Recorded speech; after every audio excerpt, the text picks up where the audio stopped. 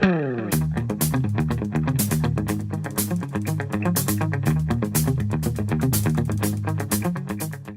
this is Jonathan Simkin from 604 Records here at the headquarters of 604 in Vancouver. I'm very happy and honored to have a couple of special guests today. We have right to my immediate left, Mitch Merritt, guitar player supremo, co-writer with Aaron Pritchett, father-to-be, wonderful son. There you go.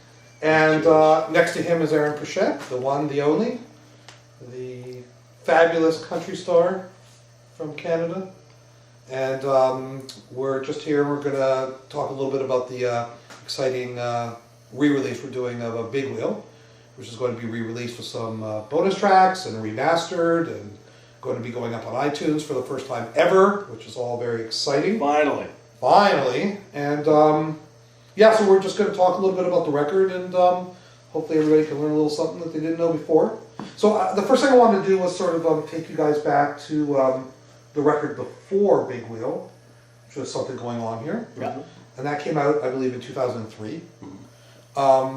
So when that record sort of ran its course on the album cycle, where were you? Where was your career in terms of, you know, the kind of size of shows you were playing at that point, and how well known you were, and you know, what did that record do for you? At the end of the run of Something Going On Here, Yeah. I would say we'd established myself as an artist on video and on radio to the point where fans were hoping for more.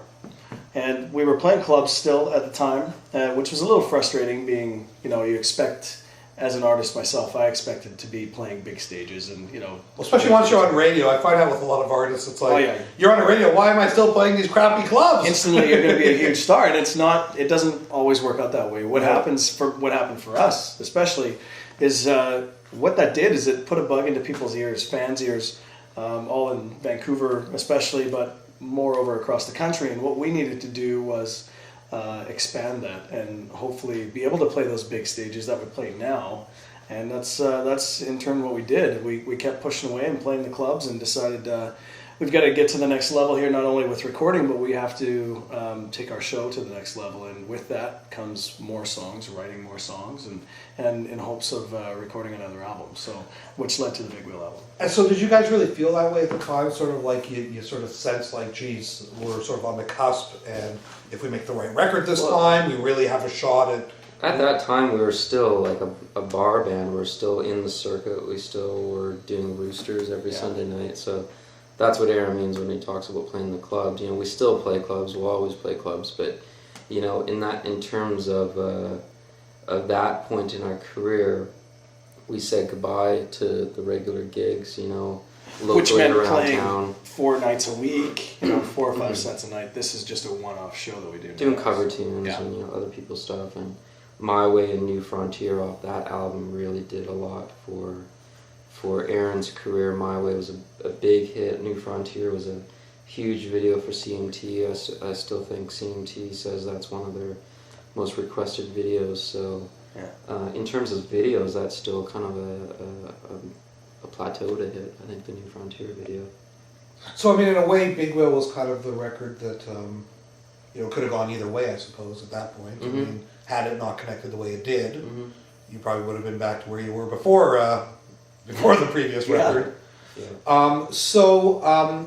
If I recall correctly, because I really became mostly aware of you guys with Big Wheel, but if I recall correctly, it's a lot of the same personnel who worked on both those records?